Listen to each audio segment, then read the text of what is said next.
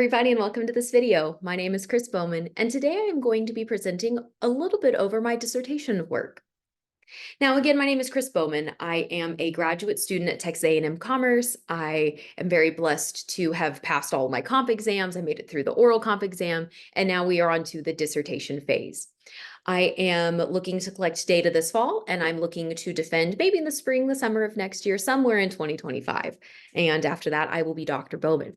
I'm very excited about my degrees. So in 2020, I graduated with my master's in applied psychology, and I was actually the outstanding graduate student of the psychology department. So shout out to past me for working so hard, right? But then now I've moved forward into my doctoral work where I am gaining a degree in experimental psychology. So between applied psychology and experimental psychology, I'm really excited to say that I feel like I know how to study the human mind, and I'm very excited to embark on the journey of my dissertation. Now, I see the dissertation being predominantly revolved around numerical cognition, which is the study of how people process numbers. And what I mean by process numbers is I study how the brain works whenever we look at numbers. And there are certain things that we can do to trick the brain to make the brain either take longer for processing or to get an answer wrong, or even to be intimidating with numbers. There's a lot of research in the emotions regarding numbers, which we won't get into in this research study, but is quite interesting. So I have a keen interest in knowledge about whenever adult brains read numbers, what does that look like in their response time data? And I'm really excited to hopefully take this now to the arena of children. Now, I have a couple reasons for wanting to investigate further numerical processing styles in children. Some of them are family connections. One of them is my mother. She was a kindergarten teacher and a pre-K teacher for a total of 34 years. And growing up with my mom in her classroom, I watched several times as she taught students. I was very involved with the manipulatives, sorting the manipulatives. Like, come on. Any teacher's kid or any teachers who have kids, you know what I'm talking about, right? Free labor. Just kidding, cancel clear. But what I am saying is working with my mom and understanding the process of teaching children has always been a part of my life. So for it to be a part of my dissertation kind of is perfect. I just want to also add that my father was a high school teacher and a football coach for about 20 years, and my grandmother was also a teacher for English and honestly, who knows what else. So lots of teachers in my lineage. Now, I want to get into the two big reasons for my research interests, and one of them predominantly is my son, Caden. So this is Caden. He is now 11, and in these pictures, he's like 9, so wee little babe here. But what I want to say about Caden is my favorite. I mean, he's my kid. I'm totally biased. But what I love about Caden is he listens to me give the math is important talk over and over and over again. And so this boy has received the math is important talk from his mother from a very young age as somebody who's interested in studying math. Now, I'm going to go ahead and say right here that I don't feel like I am particularly even good at math.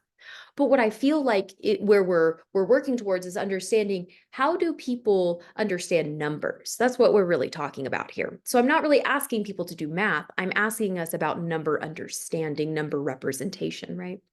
So anyways, my son's number representation, I would say it's very great. The other day, somebody pointed out to me that my son would be very blessed because he would have had at-home interventions from a mom who is interested in psychology and human behavior. And I thought that was really interesting. Teachers definitely do this as well. We share our trade with our children as they progress. But I digress off that soapbox. So yes, I'm interested because my son, he has great math processing skills, but he is on the spectrum. So would his processing abilities be different than anybody else's? I don't know. It would be interesting. Then I also have a few research papers up here just to show a little bit of credibility that I have been working in numerical cognition for several years now. Alrighty, so let's actually get into the study we're doing here. What are we doing, Ms. Bowman? Well, today we're talking about the SPARK study.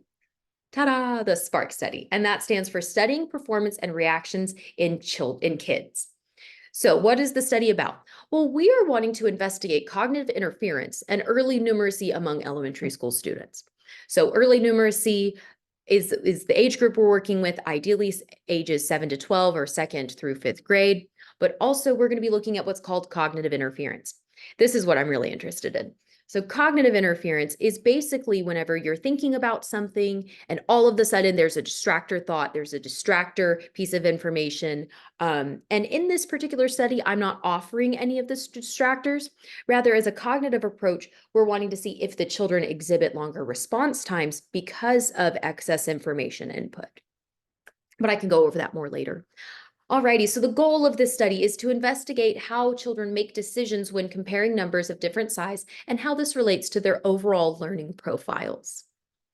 Before I get into the actual nitty-gritty of the study, I wanted to take a moment to introduce my team, the people who are going to help me make this happen, because this is a big project, multiple pieces, right? So first of all, you have me, right? And I've already mentioned my son, Caden. He is definitely my biggest cheerleader. He has school experience and he is formerly a 5th grade student. Alrighty, so then we have Dr. Kelly Carrero. She is my research advisor. You may have heard of her. She's pretty awesome. She is at Texas A&M Commerce, and she is an associate professor. And her research interests greatly align with where we're going.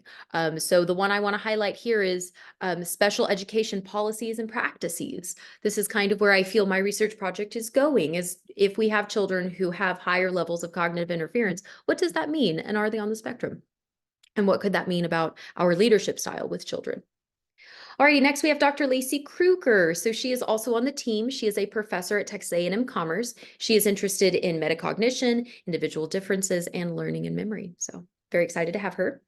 Next, we have Dr. Annabelle Meyer. So she is also an assistant professor at Texas A&M Commerce, and her research is on a variety of topics, but the one I'm really interested in is this disproportionality in education. Could we work that in somewhere, and how? I'm interested to see what her lens would say on my dissertation. Alrighty, so next we have people who are outside of Texas A&M Commerce, and we have Dr. Tom Falkenberry, who is going to be our expert in numerical cognition and is an excellent consult for any statistics. So he will be helping me with that part of the project. And then we have Dr. Jennifer Mann, and Dr. Mann is in the room.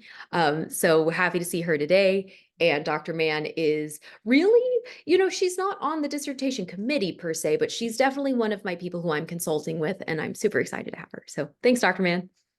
Alrighty. So now we're moving forward into the actual study. So why participate? Why would you want why would teachers take the time to do this with students? And the most broad answer possible is we are trying to develop better educational strategies. Now, in the 1960s, there was a huge push for teachers to teach math better. It's whenever we were having the Great Race to Space. And there was this idea that if we have more students who are better at math, then perhaps we can have the next person who makes it to the next planet, right? But the problem was that in the 1960s, it wasn't like there were clear methods of how to teach math better. It was a lot of teachers experimenting and figuring out what methods would work better. So I think that's important to highlight because we're seeing another trend now as technology is taking off. We're needing better mathematics skills. And perhaps we're missing a step between, oh, these children should be able to do this, and what's going on within their minds as they're processing numbers. So while there isn't an intrinsic reward for or there isn't an external reward for teachers, excuse me, there is an intrinsic. As we're giving back to the community, all of the data that will be collected will be shared anonymously and will be solely used for research purposes. So we are planning on doing big things with this data. I would like to publish a couple papers, but again, the data will remain anonymous. Now, again, who can participate? It is those 7 to 12-year-olds in 2nd to 5th grade. And we're interested in all learners. This is not just those with a diagnosis, but we are especially interested including the students who have a diagnosis, such as ADHD or autism. Alrighty, so let's get actually into it. What will we be doing? So this whole process should take approximately 15 to 25 minutes. I'm hoping it takes less, honestly, but we'll see where we're going. So the first thing students are going to do is they're going to sit down at a computer, much like this one, and they are going to complete the Stroop task.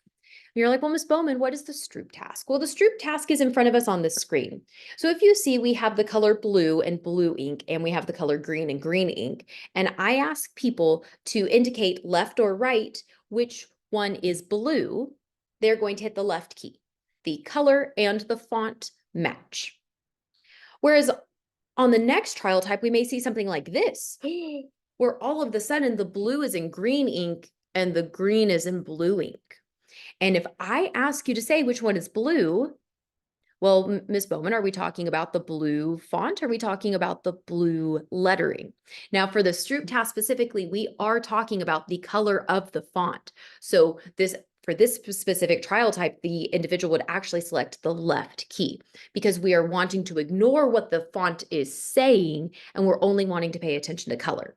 Now, the argument here is that whenever you apply not wanting to read, the brain still processes the letters and you still read the word, which would be miscellaneous information at that point. It's not a part of the task. And so sometimes that miscellaneous information can actually serve to be an inhibitor of moving forward and cause more response times. Right, so this is the Stroop task. This is from the 1960s, and this is from Mr. Stroop himself, Dr. Stroop himself, excuse me. All righty, so that's task number one. This is going to be our baseline data. Next, what we're going to look at is we're going to look at what's called the size congruity effect. Now, this one is going to become more like a math game, right? So as you can see on the screen here, I have this small 3 versus this large 7. Now, if I were to ask you to select the larger of the two numbers, you would select the one on the right. But in this instance, now we have a large number 3 and a small number 7. Which one would you choose if I ask you which one is larger? And so in this instance, we are asking students and participants to only select the physically larger of the two numbers rather than the numerically larger, because we're asking them to ignore meaning and comprehension, and we're asking them to just pick based on physical size, which sounds easy enough, but we actually show a robust effect that everybody exhibits this effect and that it's much harder than it seems. So I would greatly appreciate finding a group, finding pockets of children to be able to do the study with. So for example, the Stroop task and the size congruity task I just showed you, I've done with college students, and I found some pretty cool things. So you can look back at the research papers, but I would love to take my dissertation in a way that I get to work with children for lots of different reasons. But one of them predominantly is I would like to work with children so that we can say something about their learning profiles. So for example, let's say that we have a student who has this trial time and they take so much longer than your average child. Let's say this is Johnny or participant 1. And what we're noticing is that this participant number 1, Johnny, is taking much longer on incongruent trials than congruent trials. We also notice that Johnny has ADHD, maybe, or maybe he has some other diagnosis. What I would like to do is I would like to take these groups of students who have a diagnosis and see if their response times are any different than the normal or general population and make inferences about what that says. So upon completing the task, the students, I would like them to receive a star, a stamp. I was thinking about like making some Spark Study stickers and sending them to the teachers to give to the kids because I think that might be really cool. And I'm really hoping for your help to get the groups of children, to get all of the data would be awesome. So how could teachers get involved? Well, I've worked with Dr. Carrero on what would be the best way to get teachers to get involved so that we can help collect the data. And here's what we got. So if teachers would like to be involved, if you'd like to participate in my research study, I would be super grateful if you would be willing to discuss this with your principal and see if that's something that you could work out together, see if other teachers would be interested. And then I'm going to ask the teachers to nominate the students to be in the study. Again, this is open to most students who don't have any specific exclusion criteria. By the way, exclusion criteria for the study includes children who are colorblind, children who do not understand basic numeracy, and I believe those are the only two big exclusions. This is really open for all students. All right. And then finally, I would like assistance in aiding and collecting consent forms from parents and guardians. So if you are interested in participating, please know that I am working with HEB to try to receive some gift cards to give the teachers who participate. I'm looking for about 20 educators, and I'm hoping that you could be one of them. And with that being said, I'm going to one more time just reiterate, this is my team. We got all of us going and our principals. Could we add them in here, right? And most importantly, you. I hope to see your students. I hope to get to say that you are part of my success program. All righty, with that being said, thank you so much. Here's a little bit more of information, my contact information, if you'd like to shoot me an email. This QR code up here is for my website. I'm working on getting a more convenient link as we speak. But thank you for helping make a difference in our understanding and improving early numeracy in education. And with that being said, I think this is a good place to stop. Bye.